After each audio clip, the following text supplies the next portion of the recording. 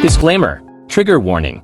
The We Are One podcast aims to shed light on the abuse experience within the Independent Fundamental Baptist Church. The stories shared are from survivors who bravely recount their personal experiences. It is important to note that unless an abuser has been convicted in a court of law, they are presumed innocent until proven guilty. The podcast does not serve as a legal judgment, but rather is a platform for survivors to share their truth. Welcome to the We Are One podcast. Let's jump right into today's episode. Here's your hosts, Olivia and Jennifer. Welcome back to the We Are One podcast. I'm your host, Olivia. And I'm Jen. And today we have Lizzie. Do you want us to say your last name or no? Yeah. Hi, guys. My name's Elizabeth McSpadden, but most of you probably know me as Lizzie. It's awesome to be here, you guys. It's been a hot minute since I podcasted, so it's cool. Yeah, no, we're really excited and looking forward to this episode with you and having this open discussion about your experience within the IFB. So could you briefly, introduce yourself, give us kind of an idea of how it all started, with our background with IFB? Yeah, so my dad is Bill McSpadden. Y'all probably know who he is for the most part. If you're watching this, you're like, oh, that person. He's been a pastor in the IFB, I want to say 40 years now. And my family has been working with Jack Hyles a lot during especially the golden years of Hyles-Anderson and First Baptist Church. You might know us from Pleasantville Baptist Church in Iowa. You might know us from Berean Baptist Church in Florida. And you might currently know us from Liberty Baptist Church in Indiana. So I guess I've been a pastor's daughter my whole life. I've never known anything different. So in my whole 26 years of living, that's just sort of been my family's experience. I exited the IFB / the church / organized religion completely about, oh wow, it's been 3 years now. But that was definitely a journey. Most of you probably the last time you saw me was either on TikTok or Preacher Boys podcast. And at the time, I wasn't fully deconstructed. So if you watch that and it seems different than what I'm saying now, it's because just the way that my life was not safe to just flat out say yes, I'm no longer a part of that. And obviously I'm out as goth now instead of in the shadows. So hi. But yeah, I've been doing a lot of activism work and I love supporting all of my friends who do activism work. I am a big proponent of deconstructing and looking at organized religion with a magnifying glass. So I'm really excited to be here. Yeah. And so since you have been a pastor's daughter, can you briefly talk about your experience being, because Jen is, a preacher's daughter too, so she probably can relate to a lot of things you're about to say. But can you give a glance into what life was like at home as a pastor's daughter? So life at home for me, I would say, especially my first 8 to 10 years of life, was kind of like a Hallmark movie. I don't remember really having much problem. I mean, you're just so little, you don't really know, and you're not super ingrained in it quite yet. You just don't understand all the social dynamics happening. I obviously am very lucky in that I had both parents at home, and I have a lot of siblings, and I had this very tight-knit community around me, which I understand why a lot of parents of smaller children find that extremely beneficial. I totally understand the social aspects of it. And then we uprooted my life. So that whole time of my life was in Iowa, and that was all I had ever known. And then my parents got job offers at Berean Baptist Church in Flemings Island, Florida. If you look it up on the internet, they really wiped themselves clean. Just look up Greg and Tom Neal and do what you will with that information on Google. But at the time, Berean Baptist College was kind of in its heyday, and my dad was offered the job to be the college president. And my mom was going to be a college professor there, and we were all going to be able to go to the private Christian academy. And it was painted like this dream come true, this IFB paradise on earth type situation. And what we did not realize is it was a slowly declining church split that was in slow burn mode. And we were there when it blew up. basically. So anybody that knows anything about the Berean scandal with Greg Neal and the videotape and everything, you'll understand if you were there how it was like a 4-year process, and we were just there for like the whole 4 years. And then we left like right before the huge explosion, which we're really lucky about. So. And what was that? What could, for people who are listening who don't know the background of that, what was the scandal about? So there was a videotape that was found. It was a VHS tape, because people can be old.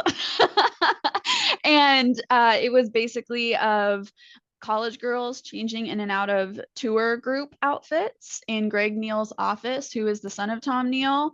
And at the time, Tom Neal was like the head of Berean Baptist Church, and his son was one of the assistant pastors underneath. And all of the women that were in that videotape were members of the church that were like highly regarded, high standing church members, and like women that were very revered and respected, and kind of like favorites of the Neals, if you will. And a lot of them did not realize this tape existed, and it got exposed.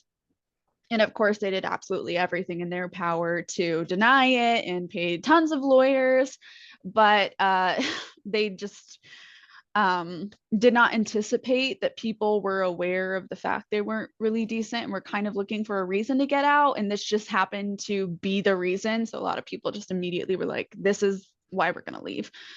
Because if you grew up in the IFB, you understand how hard it can be to leave, because they really just threaten you within an inch of your life that you will lose everything. And Berean was definitely one of the IFB churches where if you left, you were disowned. You disowned your family, you disowned your kid. I knew several kids who were in high school who their parents threw their stuff on the street if they said they wanted to leave. That was not uncommon. And I also know several college students who were adopted by church staff when their parents said, we're leaving. And they were like, no, you cannot go to your uncle's funeral. Like, I know a girl who they told her, you may not go to your family member's funeral. You may not talk to your mother at this funeral. You may not go hug her. And they went with her to the funeral to monitor her and did not let her interact with her family. Like, that's the norm at Berean. And that's pretty common in the IFB, especially the larger like mega church ones in the IFB. So do not let them fool you with their very family friendly vibes. It's extremely insidious, and the social dynamics are very cutthroat.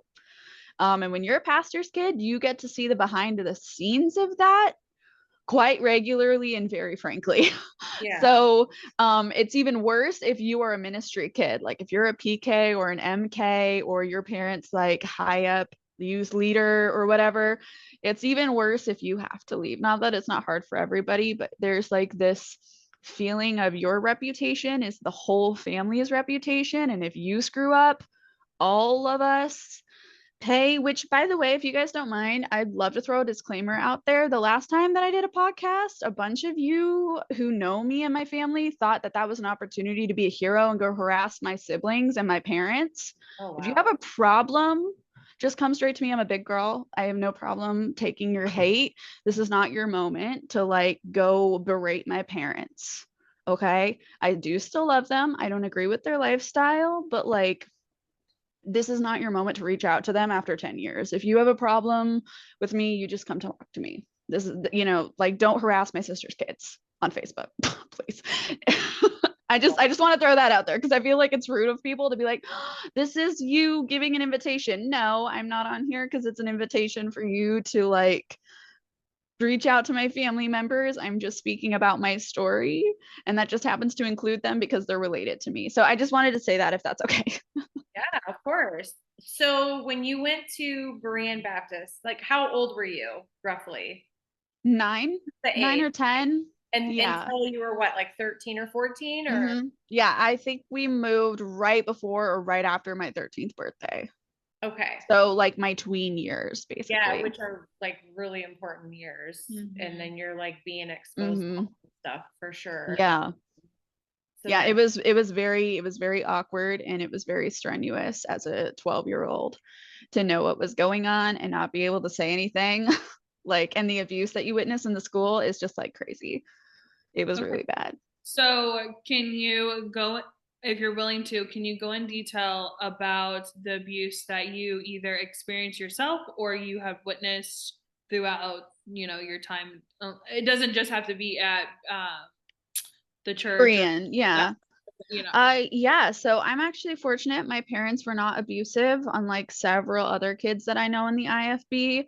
And I will stand by that fact. Like, I did get spanked, but like that had a limit and eventually that stopped. Like, I'm very fortunate that I did not get beat as a kid.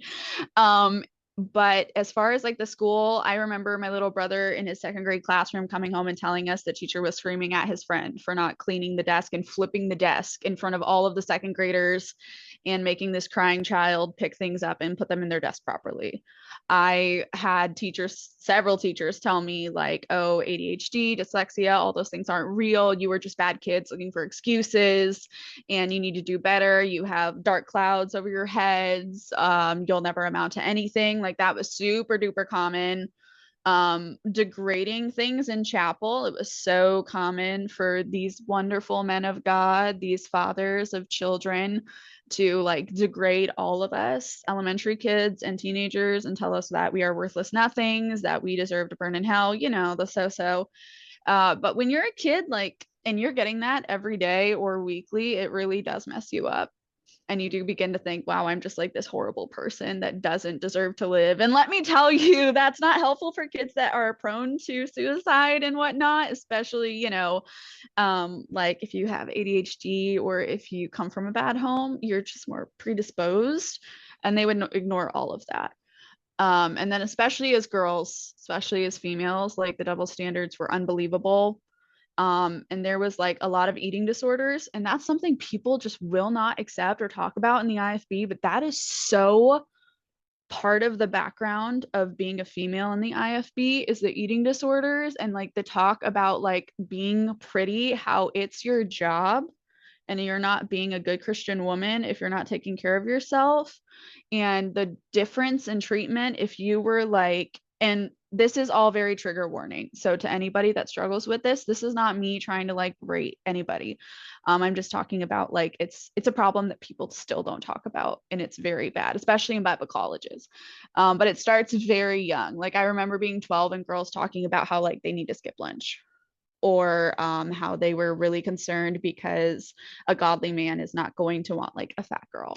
And like when we would have separate chapels, the women, I remember our principal's wife, who was like the youth pastor's wife, right? This is the woman that we're supposed to look up to.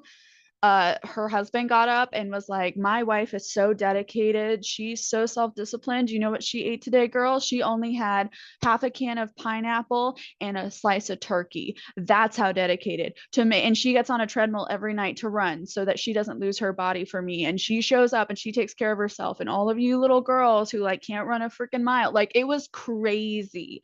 And that is so much the background of so many IFB girls. And PCC, like Pensacola Christian College, is one of the worst about the eating disorders. I have so many friends and family members there. PCC, I'm freaking calling you out right now. Shame on you.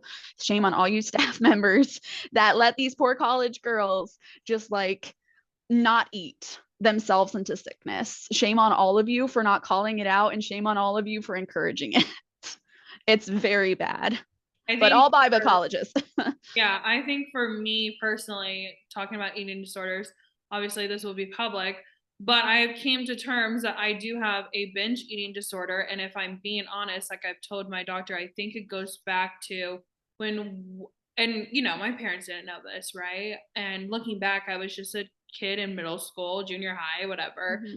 But a lot of the older teenage boys would, like if we were going to like a youth rally or something, and then we would go out to dinner after or whatever, it usually was like a Taco Bell or Wendy's or something, where there were so many in like a row where if that group wanted to go there or whatever. Mm-hmm. If I'm being honest, like looking back, I would eat, and keep in mind too, and I will add a picture of me in like these clips. I was actually pretty tiny. Like I went through a chubby stage, but nothing like where it was like too crazy. It was just like the normal puberty, like, little. but I was actually really tiny until like halfway in high school. But looking back, I didn't like, they would be like, oh, you think you can eat 8 soft tacos? I can eat 9. And then it was like always having to, because compete Wow, and that's trying to crazy. be a guy, right? Like, oh, Yeah. Because you have to outdo women, right? You have to be more than women, because if you're not, it's emasculating. Yeah. And so I think like looking back is like where I fall into not knowing like the right portion control. And then it turned into binge eating. At, like my party stage or whatever. And I just like focused, and food is also a comfort. Like I'm not denying, but looking back, like even as a junior high doing these competitions, I mean, like we all watch Let Us Pray, that swallowing goldfish, that's legit a thing. And yes, I thought about it's that. real. Yes. And my mom was like, oh, so and so did that, so and so. And I was like, I forgot about that. Like, that's insane. And that's like, yes, that's extreme, but yes, those things take place. And so then you just look at that and you're like, where do you come up with these ideas? And like me and you have like spoken privately about like just other things that like even my former church did. I'm like, where does that come from? Like smashing cars, and like, granted, my father is the one to give the cars, but I even told my mom, I'm like, looking back, that's so stupid. Like, what is that? And she's like, I don't know. Everybody thought it was cool. And I'm like, no, like y'all are crazy, you know? So like their activities are so just bizarre. Like I remember one time we did like it was like I think my last year at Berean Baptist Academy or Christian Academy. I think it was BCA, so Christian Academy.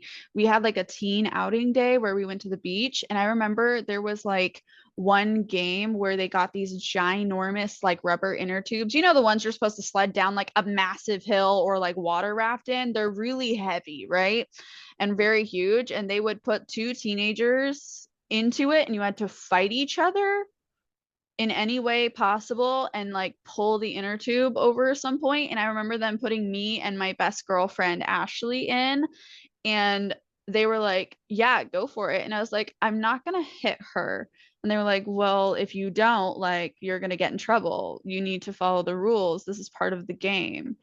And I remember apologizing to her ahead of time, being like, I'm so terribly sorry for what is about to occur. She and I were literally pulling each other's hair. Like, you wouldn't believe it. And boys were just absolutely decking each other, like full on. And the principals were like, fight, fight, fight. Like, it was crazy. It was like cage fighting. They put the teenagers in this interview and were like, just like beat each other. And I don't even know what the point of the exercise was. But when I tell you, friendships were ruined that day, it was very weird. And I look back and I'm like, who went and like smoked something on the bus? What staff member was like, I have a great idea? Right. And it's weird because it's so normal. Like, I forget that it's not normal until I say it out loud to someone who didn't grow up that way, and they look horrified, and I'm just like, oh, that's right. This is I'm like, whoops, sorry. Like, I mean, my youth pastor would make the boys, like, granted, like, well, whatever, some, you know, rough, like, whatever, like, I don't know. I think that there's also like, because I am all for fun and games and having a great time, but like literally, I remember like some of the like guys, and they would do like, they would go in wrestling matches. They would actually get serious. Like, they would start actually, if they're getting mad because this person's like, oh, he's beating you up, and like in this next clip, you will hear, or you might be watching, a video of a former youth activity at Olivia's former IFB church. And I understand that some listeners listen only, so I wanted to add that on here so it doesn't sound chaotic, because it is a lot of yelling back and forth. And the video will start in 5, 4, 3, 2, 1. Hold on, I'm here. Oh my God.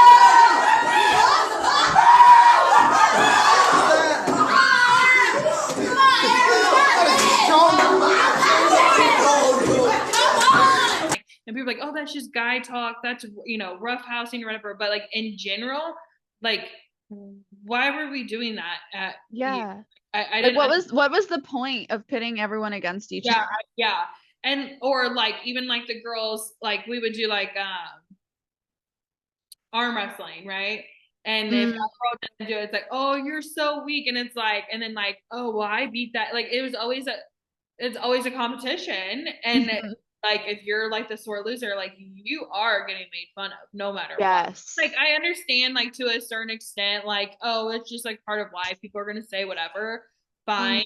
But like when we're thinking of church and like in a godly way, like it just like that just does not scream godly. No, absolutely not. I'm like, you're telling children to beat each other up. Right. What are we accomplishing? How is this relevant to Jesus's ministry? I have questions. Like, it's the opposite of everything we're told we're supposed to be. And then they wonder why so many abusive marriages happen in the IFB. Right.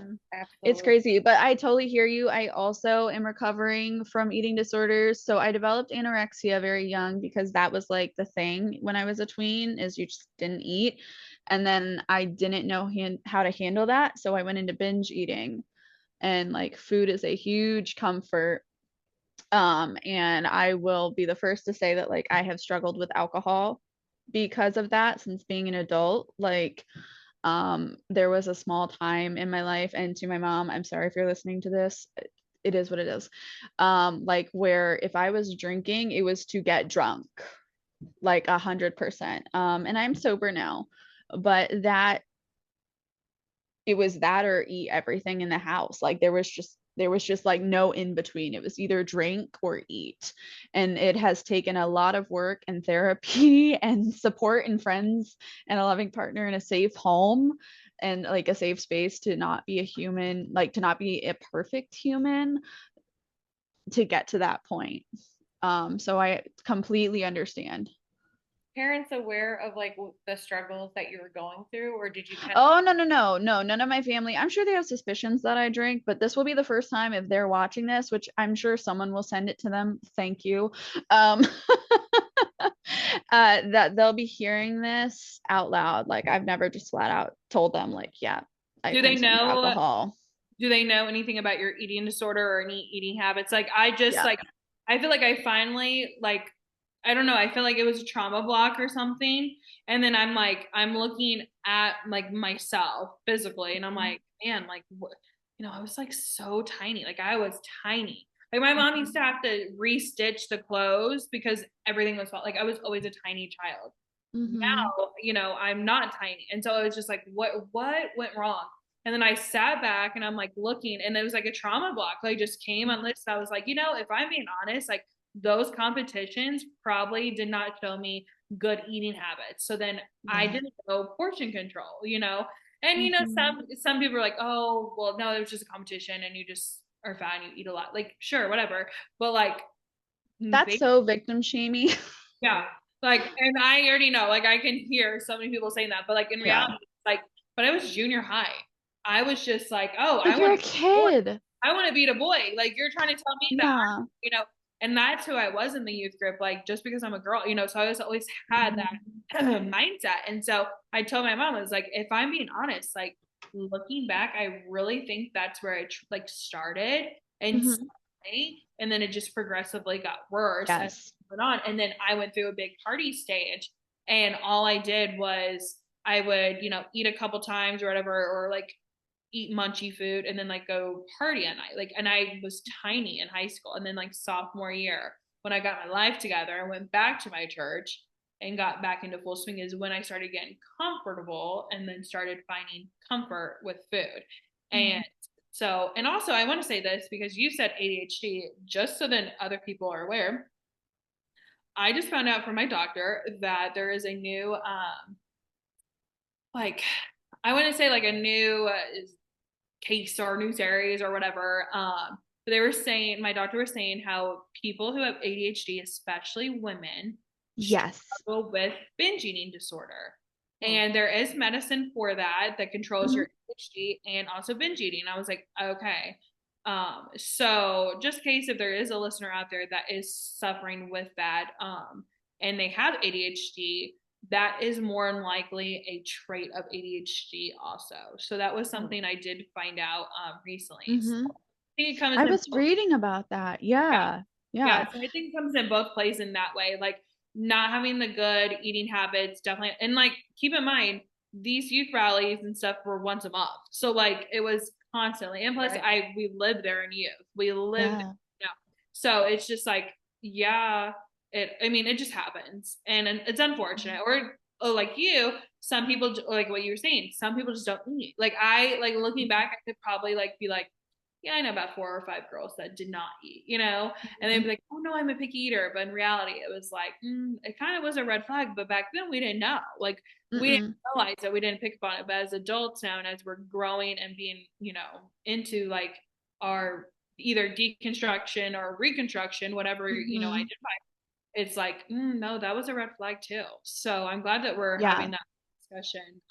And it is such a background of IFB female life. Like it is such a constant in some way or another, because like there's this very specific idea of what a godly woman looks like. And that is very like stressed upon in a way that I don't think other people quite understand, that the boys just did not have to deal with. They were told very much what their godly woman should be, and how if she starts to stray from that, they better put her in line, which is another reason there's so many abusive marriages.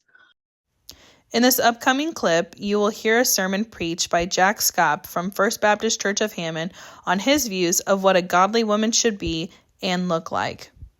Bothers me when I see a man fall in love with a beautiful thing that God made, and then she just lets herself go. Parts of sermons like this one by an Indiana IFB pastor who claims to lead 47,000 worshipers scold women in particular for being overweight and undisciplined. You keep what you were when you caught that man, and you stay at that. I'm not mad at anybody here. I'm just amazed how it doesn't matter to you. You don't try at all. Good grief, catch that man's heart. Keep that man's heart. Motivate that man. Inspire him to do something big for God. The only inspiration some of you are is bring home another box of donuts. ABC News called me this week and said, we heard that you believe that men should be in charge of their wives. I said, no sir, I didn't say that. I said, God said that. He said, husbands are the head of the wife. I said, if you got a problem with what I said, I was quoting the Bible, maybe I'll take it up with God. He says, do you think that's appropriate? I said, son, anything God says is appropriate, and you better get that straight right now. Stand in line, pick a number, slob. Get your little squirt gun out. Way. Bigger things to worry about. Heaven, hell, life, death. The Bible, what people say about you? Not at all. If they're quoting me while I'm quoting the Bible, hallelujah, God's word is getting out. Don't you ever worry about your pastor being rattled or worried or unsettled or unnerved. I sleep fine. Too many people worried about somebody the other day asked me, this reporter, he said, I heard that that it'd be a cold day in hell before you get your from a woman. He says, don't you kind of think that's demeaning to the genders? I says, ask Adam what he thought about getting his theology from a woman. I said, it damned the whole world. I says, the reason your sorry soul's going to hell is because a woman told Adam what God thinks about things. He says, you're pretty strong about what you believe. I said, not half as strong as what God knows you ought to believe. I wouldn't get my theology from a woman. I don't mind if mama teaches the kids. I don't mind if a strong lady and a wise woman and a gracious, godly woman takes a lesson from the pastor. Hey, you listen to me right now. I still believe it'd be a cold day in hell before I get my theology from a woman. I'm a preacher. I wasn't mama called, papa sent. No woman ever got me involved in the ministry. I didn't follow a woman in the ministry. A woman didn't write this book. Not one woman wrote the scriptures right here. A man wrote the Bible, got it from God. A man hung on the Jesus Christ, and God called a man to lead the church here. Hey, I'm glad I'm a man.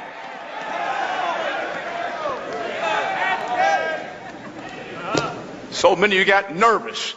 But like in regards to like, I don't think a single boy I know was told like, oh, you need to be like the Rock Johnson. You need to be working out. You need to be watching what you're eating. Like it's very praised if you are, but there is no 12-year-old boy in the IFB that I'm aware of hearing from like their youth leader that they need to like watch what they're eating.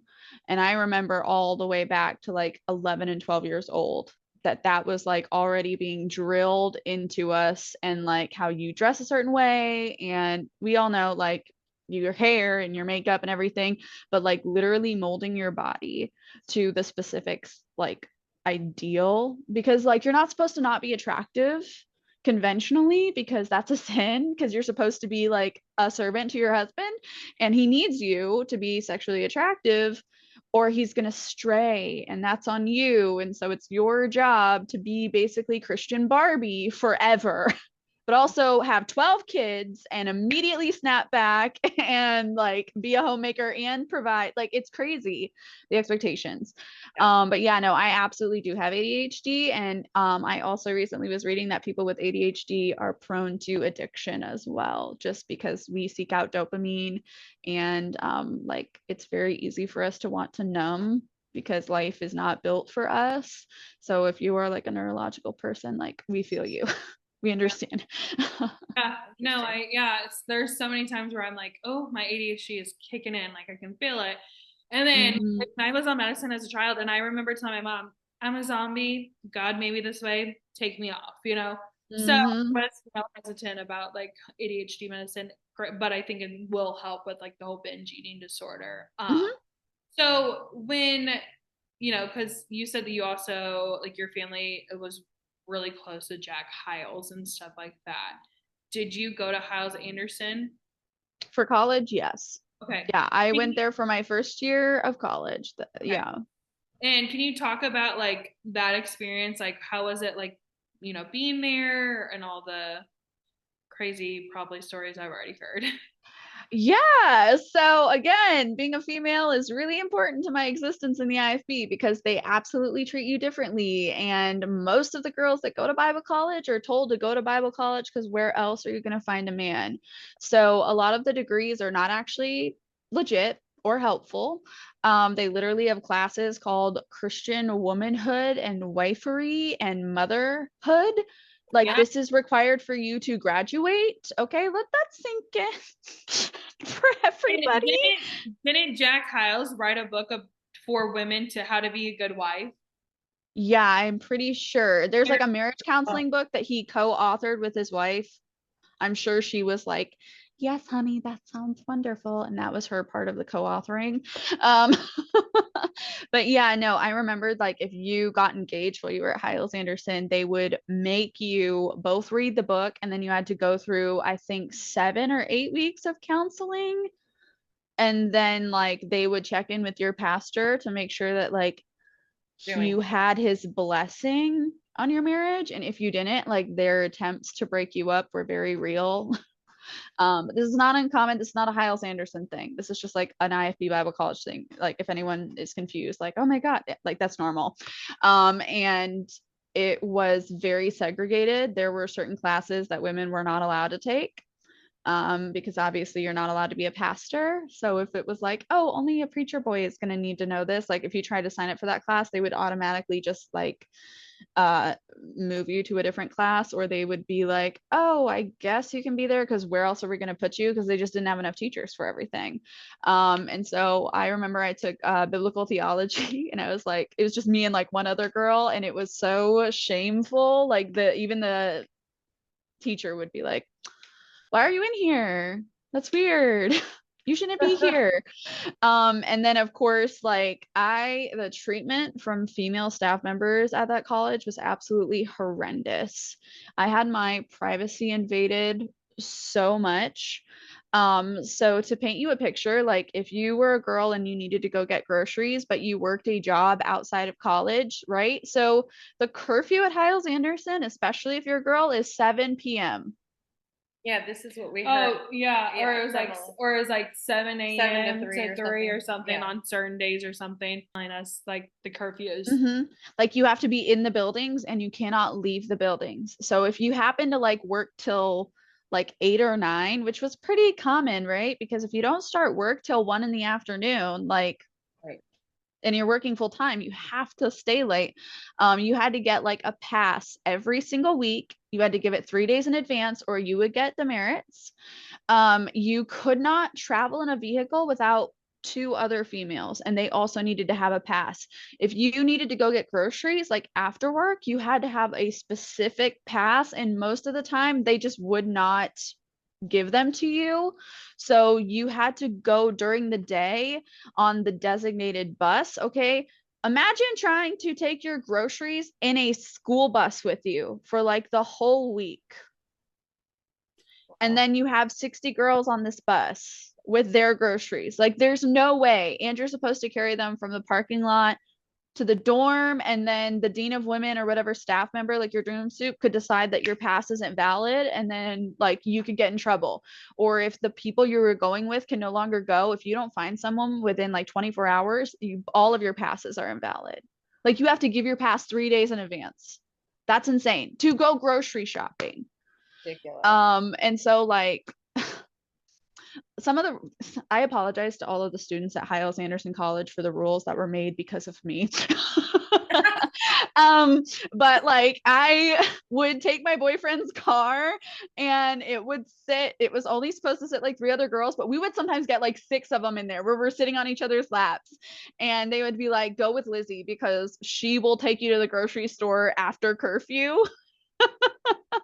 And I was also the person that, like, on Sundays, the girls were not allowed to drive themselves to church. You were supposed to take the bus, but they wouldn't take a bus back in the afternoon. So you were expected to spend the entire afternoon in the ladies' parlor at First Baptist Church.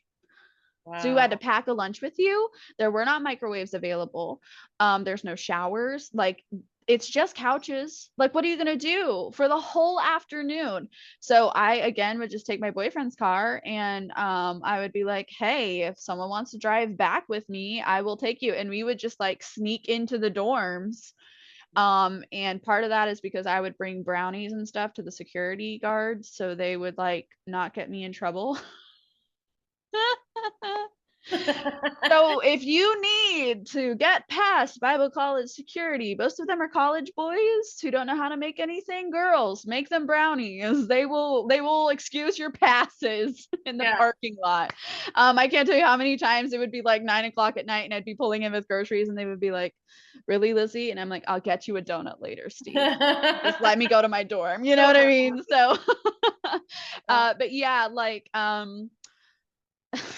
I was so terrible. I'm so sorry, Mom and Dad, for all the things you're about to learn about me. But like, all of the blind spots in the college I found. So if you needed to know where to go make out with your partner, you would ask me. That would be, yeah, I would totally have done that. Yeah. And then like, there were so many girls that had like no sex education whatsoever, and they would be engaged. And I remember a girl like coming to my room that I'd never met before, and she was in tears, and she was like, are you Lizzie? And I was like, yeah. She's like, I heard that you can tell people like about marital things. Oh my word. I was like, come in, sweetheart, have a seat, have some hot chocolate. What do you need to know? And she was, you know, like, she was fully prepared. She was like, I love him, but I think we have to call off my marriage. Like, it sounds so frightening. And I had to like give her a whole like lesson and be like, you're going to be okay. That's what I'm wondering. Where did your education come from, being from the IFB? Where did you learn things? Her boyfriend's car. I mean, she's not denying it. Okay. I'm sorry, Mom and Dad. There it is. Okay. The boyfriend's car. You learned it on your own. Okay. So I guess girls. Well, also both of my sisters, one is 10 years older than me and one is 8 years older than me, and I was their chaperone. So they would be like, you go into Walmart, here's $20. Yeah. And then I would like steal their like books and be like, the body's amazing. Yeah. Yeah, no, I'm a dirty little heathen. Okay. So when you were at Hyles, was it, I'm assuming it was during Jack Scott era, right? I was actually not. So all of the Jack Scott, wow, I can't speak today. Jack Scott enunciation. That actually happened, I want to say 4 or 5 years before I went. So I was there in the aftermath when like the Wilkersons were like reestablishing everything, and it was actually starting to like calm down. But several of the staff that were still at like Hyles-Anderson were there through the SCOP era. And because my family is like very close with everyone, we got to like hear a lot of the details behind the scenes. And I don't to all the people that still defend Jack Scott, I don't understand you. I don't get it. Yeah. So when you were at Hyles-Anderson, did you experience or witness any abuse going on there? Define abuse, because I feel like I definitely do define it, and then some people define it differently. Well, I mean, any kind of abuse. So like psychological abuse, physical abuse, sexual abuse, any kind of. Yeah, so obviously sexual abuse is so rampant in the IFB, just like in general. And I know so many girls that were abused as children and would come forward and discuss that. And it was like, oh, we're gonna pray for you, sweetheart. It's gonna be okay. But nothing would be done, right? Like it's such a pedophile circle in the IFB. They just move you around and change your name. But like I know several of my friends who would go to their dorm soups and they would discuss like their sexual abuse, and it was just very swept under the rug. And there was a lot of, well, you must have done something maybe, and I'm like, you realize like maybe she was 4. So that's pretty bad. Like that psychological and mental abuse is terrible. And then of course like anybody LGBTQ, if you came out in any capacity or anything like that, they would immediately dismiss you and like destroy your life. I had a friend who was like lesbian in the dorms, and she was absolutely petrified of anybody finding out, because if you would just lose everything, and they would be like, you know, you need to get out, and your family would probably disown you. You might be homeless. Like, where do you go? They don't give you an outlet to anybody who's not in the IFB. And part of that is to punish you so that you come back and say you were wrong, right? It's so that you have nothing when you're like excommunicated. So I saw several people for LGBTQ plus that were just absolutely mistreated and living in fear constantly. Definitely your privacy was violated if you had your phone out past phone curfew, or if they literally, so the first day that you get there for college, they call like a meeting right in the chapel, and you are not allowed to leave until you sign this paper that says, legally I give the college the right to search and confiscate anything I own, any device. They're allowed to go through it. They can, for even just suspicion, commandeer your phone or your computer or anything for as long as possible and go through it if they feel like it. They don't even have to have reasonable cause or proof. And if you like broke phone curfew, they would take your phone away. They did not care at all. And I'm like, some of these people here are 30 fucking 2. You're going to tell a 32-year-old man and woman they're not allowed to text their sick mother in the hospital at 11 at night? Screw you, you know? And I remember my mom was in the hospital and I got in trouble, and I told them, if you steal my phone, I will wreak havoc. I'm like, you know, I will go on social media, and it will take one social media to make a problem for you. I'm going to text my sister if we think my mother is in the hospital and passing away. They're like, oh, well, if that happens, they can call the college, then we'll get to you. I'm like, at 1 a.m? No, absolutely not. I will be texting my siblings. Thank you. But like, you had to hide that. And then if you were like sick or anything like that, they don't care. They don't take care of you. There's no like 24-hour nurse. Like, there's no person there at night at all, except for the dorm soups. And there was like maybe 1 per floor, if that. And most of them are just 24-year-olds who just didn't get married in time. Right? So like, they don't have experience. They don't know what to do.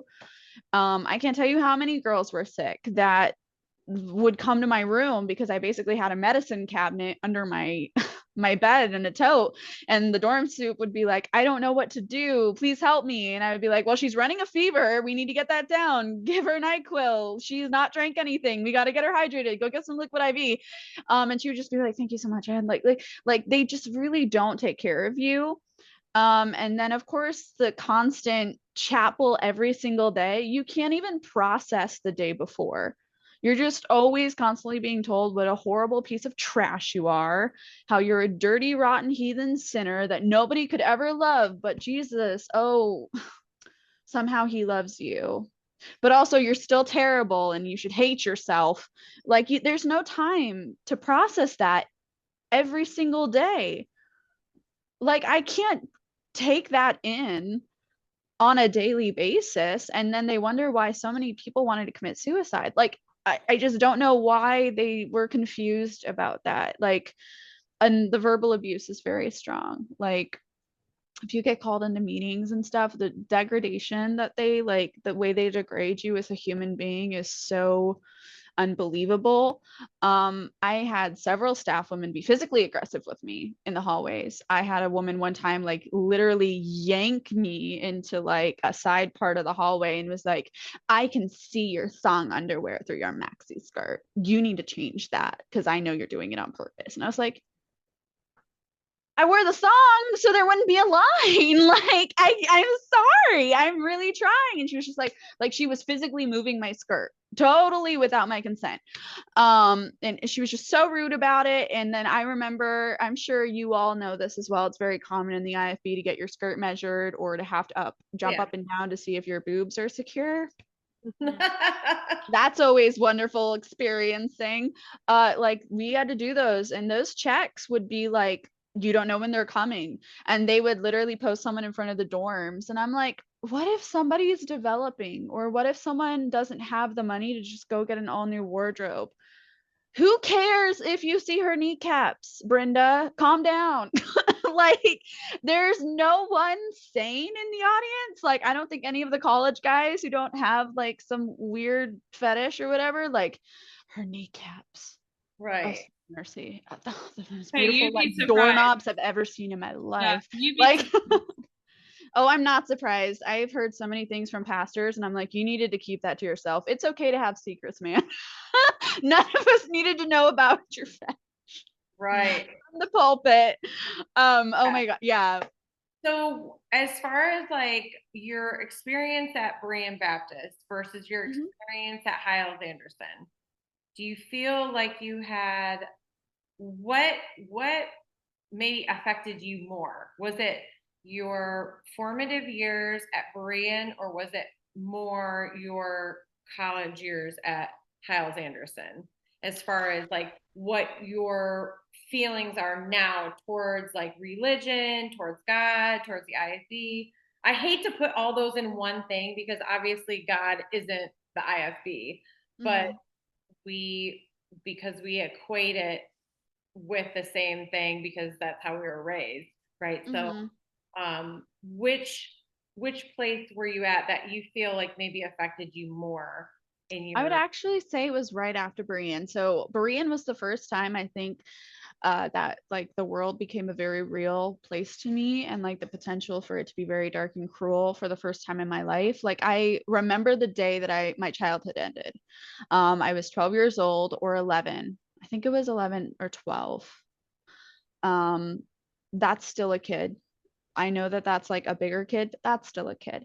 And I remember at the time, yeah, I would have been 12. So my dad was like out secretly going to churches to campaign so that he could get a pastorate because we really needed to move out, but we couldn't tell because Berean will like hound you and start like dominating your life to keep you. So us kids knew, or us kids, like my parents intentionally said, hey, we're not telling you where dad is, so that if they start to interrogate you, because this was not uncommon. This was the time when they would pull people into the office randomly, like children, and be like, you tell us where your parents are. It was a witch hunt because they knew people were starting to leave and that a big explosion was coming, and they were just trying to buffer it the best they could. So they would pull kids out of class and interrogate them. And so my parents would intentionally be like, we're not telling you where your dad is, so that if they pull you in to interrogate you, you can genuinely say, I don't know. Like, that was my day to day. And I remember when we were like, oh, we're not going to have to go back to school. And then they told us we would have to go for 2 more weeks. And I told my parents I would rather go and walk through hell than go back to that school. Please don't make me go back to that school. And my little brother cried. But I remember when all of that was happening, there was a specific time during the day where my little brother, I knew his elementary class, would go down to the gym bathrooms. And so I would intentionally like get a pass during that time of the day. And then I could just like check in on him and see if anyone had interrogated him and like stuff like that. Cause all of my older siblings were in the college at that point. So it was just me and him in the school.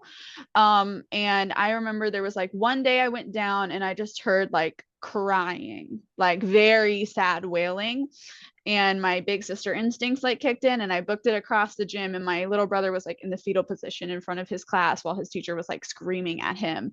I don't know what she was screaming about, like I did not care. I just like picked him up and we literally ran and we hid under a desk until I could get to like a phone and call my father to come get us from school. And I was like, Dad, you're going to have to tell them that like we're very sick or something like that. And we like, he has no memory of this, but like I remember it vividly. And I think that was the day that my childhood ended. Like from that point on, I remember like being like, someone has to protect my family. And it can't always be my parents. They're not everywhere all at one time. And it can't always be my older siblings because like they're doing their own stuff. They're dealing with their stuff at the college. And that was very formative. That was very traumatic. But you just like when you grow up in something so sheltered, you just don't know what to look out for. You don't know what red flags are in people. And so all that stuff with Berean was happening. And like, I remember like not being able to tell my friends goodbye because they could not know that we were leaving. And I remember us like having to secretly find other people that were leaving to help us load the moving truck. And we left in the middle of the night. Like we couldn't take everything. We had to choose like which boxes of our childhood books had to stay behind because we just had to leave that night. There was no other time. And that was when my family split up. So my older two sisters had gone to West Coast. My brother went to PCC, and then me, my parents, and my little brother moved to Indiana, which is the church that they're at now. And that was the first time I'd ever been apart, like from my siblings. And we didn't know when we were going to see each other again because like none of us had money. We had to spend all of it to just get out of Berean. And they drain you so much. So Berean, one of the reasons they trap people, especially their staff members there, is what they do is they offer you a house at a very discounted price of rent. And they kind of hold over your head that like at any moment they could take it from you. So we were in one of their rented properties that's in the Neil's name or in the church's name. So they are your landlords. And that is one of the ways that they get you and get your money, and you get like entangled with them, and it's really messy and nasty. So we couldn't tell people we were leaving. Like I could not tell my best friend goodbye. I could not tell her I'm not going to ever see you again and I love you and it's not personal. You know, like I couldn't do any of that. When you're 12 years old, that really messes you up. Like I still have nightmares about it. I still have nightmares about like that month of that all happening. And then I would say definitely in my first few years of Indiana, especially the first year and a half, that was when I was groomed by a grown man for the first time. My bus captain, who was 21 years old, turning 22, groomed me over the course of the summer that he was back from Bible college. And nothing was done about it. He was kind of told like, hey, just don't talk to her, but he's still on the platform. My parents are very aware. My whole family is extremely aware. And it's just one thing that like, there's a lot of beef there still because in their minds, like, oh, what could they do? They did tell him to like, leave me alone, but like, he's still on the platform at church. He still was allowed on the bus route. We knew this was common. Like other teen girls felt uncomfortable around him. This was not a secret, but his dad's a sugar daddy at the church, you know, the ones who they tithe big. So yeah, obviously you're not gonna, sorry about it. You were 12, 13, right? Mm-hmm. And you said for the first time, so did that happen multiple times with other people too, or was it just him that groomed you? he was the one who I think did it the most aggressively, where I could look back and be like, any adult paying attention should have noticed this. Yeah. Like, this was so unbelievably obvious.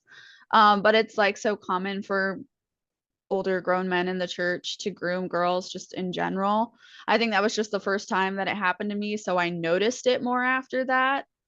But like, I don't think I really went through, I just didn't allow myself to be in that position. I think after that, I was very much like, I will tell on you, don't touch me after that point. And obviously I told my brothers about it, and I'm right in between my two brothers, and they were very, very protective. So they were, but that was like the time that I was like, oh wow, this is real and this is very common and this actually does happen. My friends aren't lying like everybody says that they are. But yeah, it was a lot of like messaging me late at night and having me sneak my mom's phone to message him secretly at night, and like go to the practice room with him to practice singing. Right. Like I will be upfront in the fact that like I was never sexually assaulted, like to the extent I think a lot of people think, but it was definitely nearing that point when I finally broke down and told my parents. And then of course I got in trouble because I should know better. They don't remember it that way, but that is what happened. And I lost all my social media privileges and all of that.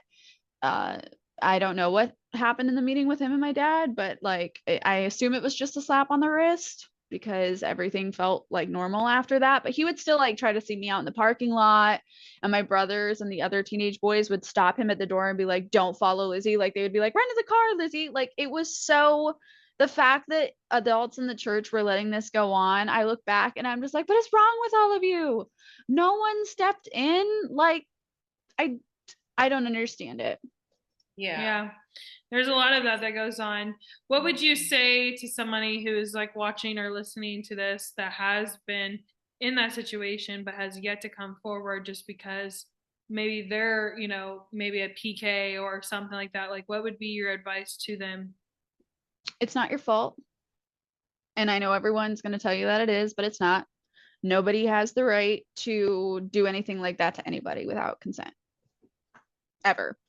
And just because they tell you you're consenting because you're supposed to be, no. If it's uncomfortable and you are underage, it's not okay. And I don't care what anybody says about that. We'll stand by that till the dawn of time. And don't be scared to get help. There are so many survivors, and you can be a survivor and not a victim. So if you're worried about like, oh, I don't want to victimize myself, it's okay to say this happened to me. That does not make you a victim. Standing up for yourself and saying, I have trauma, I have healing that needs to happen. That does not make you weak. That does not make you pathetic. That does not make you a sinner, like at all. Do not be scared to reach out. There are so many of us that are just right here. You do not have to tell the whole world. And coming forward to other people does not mean you have to file a lawsuit. Period. Like you do not have to be scared of that. I know there's so many people that think like, oh, I'm going to destroy my life and my family. And they're told, don't destroy that man's life. Okay. That man signed up for his, or that woman, whoever, that person signed up for their life to be destroyed the day they started grooming and assaulting people. Period. Point blank. I don't care what you say. If you feel comfortable doing that, you are signing up for someone to come forward and ruin your life. Yeah. And if you don't like it, you shouldn't be doing that. So yeah. And okay, so since you were there for like the Neils, and I know we kind of briefly talked about it, but you had told me that you were there when they did like their own broadcasting and they're standing outside or whatever. Mm-hmm. For listeners who, because they'll see that image, like when you look at the Neils or whatever, you see that image of them standing out there and they're talking to the news and they're, saying, oh, I'm not guilty, blah, blah, blah. You were there, maybe not there, but you were there when it happened. Mm-hmm. Explain what you guys had to do. Oh, with pleasure. Yes. So if you go For people that are listening that have no idea what you're So like talking when you about. so when you Google Tom Neal and Greg Neal, it immediately pops up. There'll be a newscast. There's a newscast. Typically. And I will put the picture of what I'm talking about in here because it's very like easy. But and they had basically, it was like their way of saying like not guilty. And it was like a press conference that they called and invited all these newscasters to for him to be like, I'm not guilty. These are all lies. And there's protesters actually outside that you don't always see. Occasionally you'll hear. Yeah. And they did show them. And like, I know those people. But yeah, no, it was crazy. So it was a school day, and I will remember it vividly because we all got called down to the gym, every single age from kindergarten to seniors in high school. And all of the adult staff left, and they left us with like a couple college girls from the college who were like good with kids. And we were just like told like, oh, it's a free play for like a couple hours and da da da da da. So I'm like, I don't know what's going on. There's kindergartners, there's high schoolers. Like, it was very awkward and strange.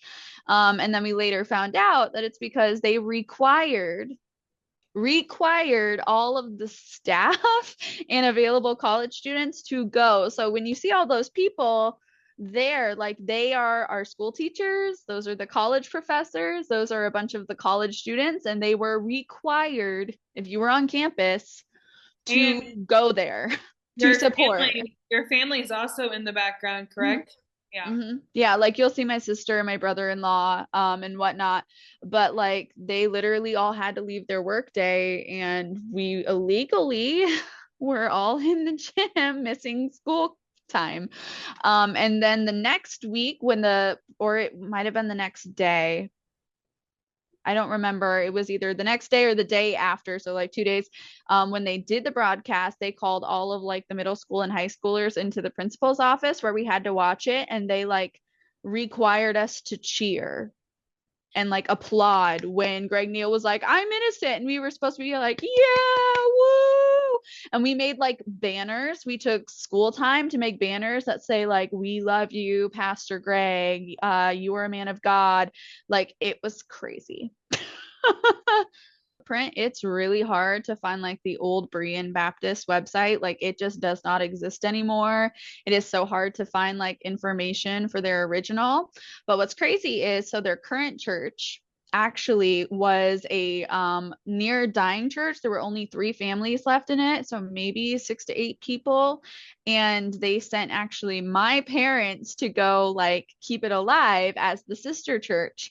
So for people that don't know, in the IFB, it's really common for bigger churches to adopt smaller or dying churches and make them sister or branch churches, right? So it's kind of like building your own franchise, if you will. It's really bizarre. It's this very bizarre thing where they go buy out these smaller churches and put different names and say like, oh, that's not actually our church, but they're like a sister church, and they'll like move people between them. That's super duper common. And so we actually were sent, so their current church, excuse me, my parents and I were at the whole last year that we were there. We were there, and they would send college students and stuff, and our job was to like try to sew in around the area and build the church up. And then when the whole explosion happened and they really needed to leave, they just immediately moved the church. So they had like an already like legal name that was already government like officiated. They immediately started reno on it completely. Several of the staff members that lived on the property that took care of the church were immediately fired and dismissed from their homes that they had been in for like 20 years. It was really devastating and really terrible, but that's so common. That's so not abnormal. So if you look at their sister church now, it's nothing like when it started, but they basically just took this small church and were like, this is going to be our ticket out. So now they're in Jacksonville instead of Fleming Island. But for anyone who's like, oh, like, where's their current church? Like, it's that one. But they like are under a whole new name and everything, and it's escaping me at the moment. But if you like do enough research, you'll find it. Yeah. So if you could say whatever you wanted to like the pastors or teachers or dorm supervisors or whatever what would you say to them, and what advice would you give to any of them that are listening? I feel like my first instinct is to automatically berate everybody, but I recognize that so many of them grew up the way that we did and have endured so much of their own abuse.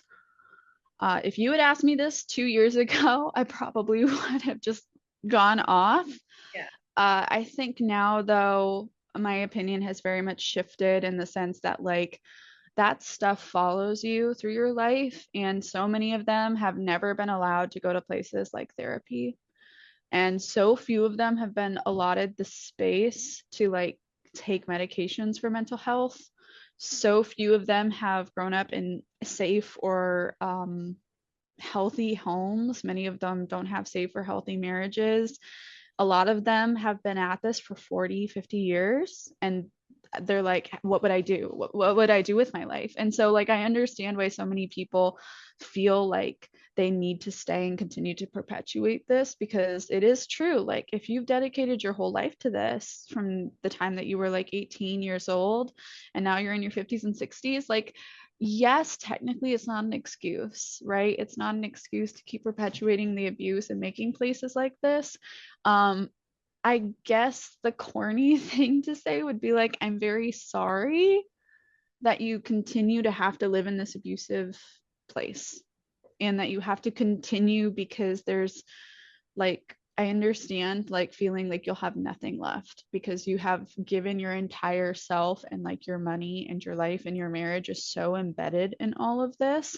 And I know that it's hard, and I don't want to invalidate anybody who has endured anything in the IFB, but, like, have some grace for your parents. Maybe have some grace for, like, people in it, because not everybody is there because they want to be. The IFB is so good at making you feel like there is nowhere else for you to be, and they don't prep you to be able to leave. They do not give you the social skills to build relationships with people outside of the IFB. They do not set you up oftentimes for jobs outside of the IFB ministry. They do not often give you accredited degrees. Like, your high school degree is not going to be recognized, and your college degree is not going to be recognized half the time. So many of them, like, that is their job, and they have families to feed. And so many of them, like, just with my family, like, their pastor is their landlord. They will not have a house if they start stepping away. But at the same time, shame on all of you, because most of you know this is not okay.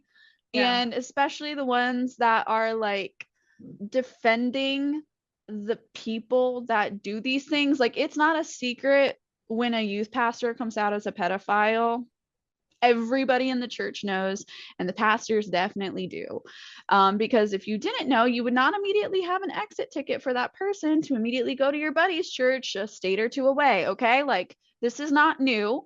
My thing is, like, for, like, me, like, with my, like, definitely starting this podcast, it's so, and I even talked about this earlier, it's so easy to get filled with, like, that bitter and anger, and you're, oh my gosh, I dare you. And like I said earlier, with another person, like, I will always have some type of feeling towards certain people that will never go away. Go away in the way of maybe probably less as if there was accountability, but there's never it's always, well, look, yep, she's even publicly admitting that she has bitterness in her heart, let's just pray for her, instead of saying, you know what I did was wrong, or I'm sorry that I hurt you, what I meant was, because intentions is everything. And with the IFB, it's always the woman's fault. It is, how dare you do this, how dare you do that. No man, like, you know, like, my youth pastor would never have the balls to look at me in the face and say, you know what, I'm sorry that I hurt you spiritually and mentally and emotionally. I know for a fact that I will never get that, and that's something to accept. But, like, for me, and I had so many strong feelings about his wife, like, I literally did, because I'm like, you've known me my whole life, you know what I mean, like, I was born and raised in the church, we got super close, I loved your children, you know what I mean, like, all these things, right? But then I look at her and I'm like, but I feel like she's a victim too, in the way of, is her life. She doesn't know any better, you know? She doesn't know that she isn't a second class citizen. No, you are as equal. You know what I mean? Like, she doesn't know these things. So I try to give grace to a certain extent. But like you said, how dare you, though, for the ones who are in this position or in those roles that know what take place. That's where I get like fired up and very passionate. Yeah.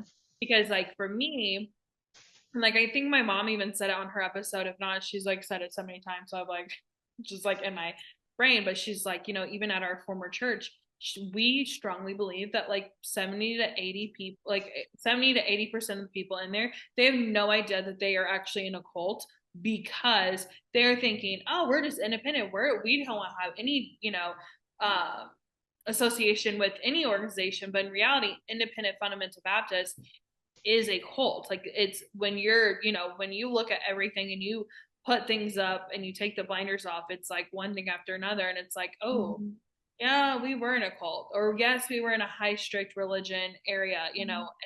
And so I always say, until two things: one, they take the blinders off and leave, or two, something happens to them and they're like, oh wait, that's not right, you know, like, okay, how can I take a step back? And so Yeah. I've talked about it. I know, like we were talking about it earlier, just like having that moment. And so I always say, like, if I could reach to anybody, especially women in IFB, because I'm a woman, I know what it's like to be there.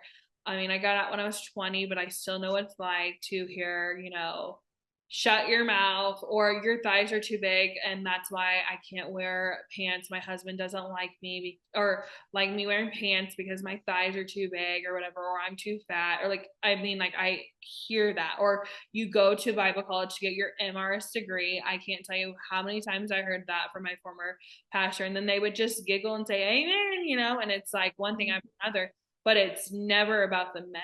And so it's like, oh, it makes me so annoying. Like, I always tell my brother, like, I'm like, cause he's like, I just can't relate, you know? And I'm like, no, why, you know? And he's finally like realizing that. I think it took him some time to realize that, you know, the differences. But I was like, also, I can't expect him to understand because he's not a woman, you know? But I want men or people who are on staff at these churches are going to hear this or watch this or whatever, understand that we as women are not second class citizens. And eventually, like, I'm really hoping it stops, but I highly doubt it will, because of the fundamental teachings. And that's why I say it's dangerous. Like, the fundamental teachings are dangerous. I have no problem with people who say, oh, I'm Baptist, or I go to it, like, cool, whatever.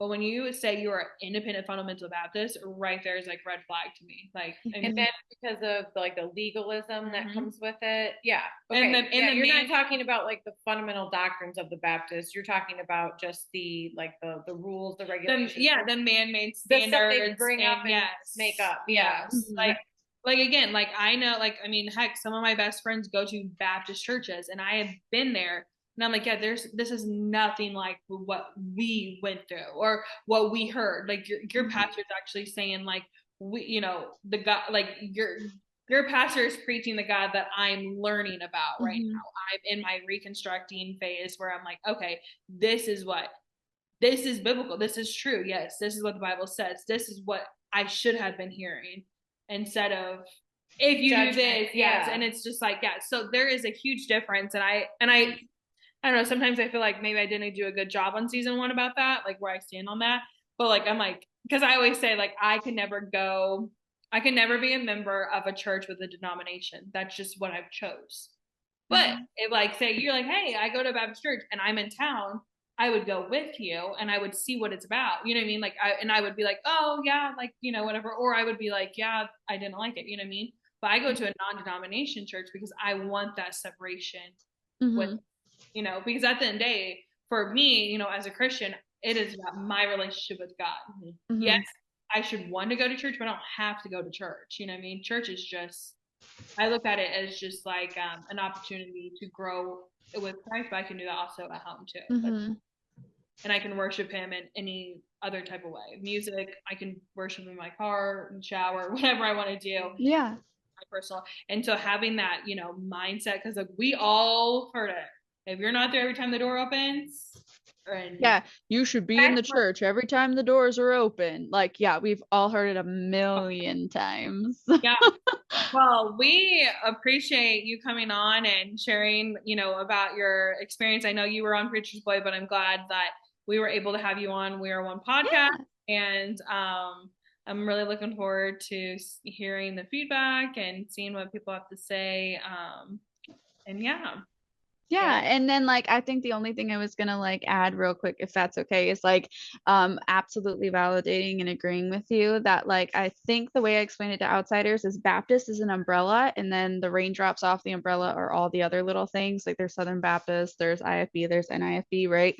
And I think that as an adult, so real quick, just short story, the time that I like really, really started deconstructing was when I was 21. So I got pregnant accidentally. And this was when I was in my marriage, my first marriage with my ex-husband, who also grew up in the IFB. Like this is the person I've been dating since high school type situation. And I had to go through that pregnancy and be like, do I want my child to grow up in this? And that's what really made me sit down with myself. And I'm sure that's a very relatable experience to several people, because it's different when it's you. It's normal, but like when you think about like, do I want my kid to endure that? You're like, no, not really. And then of course, when everybody was like, oh, she's bitter, and the whole reason she's leaving and everything is because at 7 months, I found out that I actually have a very rare pregnancy disease, and I miscarried and almost died. And there was like a whole emergency surgery situation. And so I remember people texting me and being like, oh, it's okay because Jesus gets to raise your baby. And now a mother in heaven who died in childbirth gets to raise your baby in heaven. Wouldn't it be perfect without them? So like, you can't be bitter and you can't be mad. I know it's sad. Like, oh, well, heaven gained another really beautiful angel. And like during that time of grieving, just like having so many IFB people tell me that it was acceptable and good that I went through that and lost my child who would be 3 years old now. Wow. Like that was necessary because heaven wouldn't be heaven without children in it. And so mothers who lose their children on earth are contributing to that so that mothers in heaven who couldn't raise their kids can raise yours. And then one day you're all, and I'm like, how would that work? If my kid doesn't know me and is raised from another woman, we're going to reconnect like my child. Like, I don't understand. And that's when I like really stepped away from like all of that. And that had nothing to do with bitterness. That was like a whole process of deconstruction. But like, that was kind of the moment that I was like, you know what? They really don't care about me. Because I can't imagine ever going up to anybody losing anyone in their life and saying anything like that. Like, I just can't. And so I think that that's the other thing, like to people still in it, if you're like feeling like it's not right and it feels wrong, it probably is. If people are saying things that you're like, I don't think I would say that to someone else. Yeah, probably not. But there's like so much of us. And I think that's one of the reasons you guys had mentioned, like you saw Let Us Pray. If you don't know what Let Us Pray is, it's this amazing documentary, very trigger warning heavy though. So if like you are not feeling like you need to watch it, totally understandable, but that's why they're so important.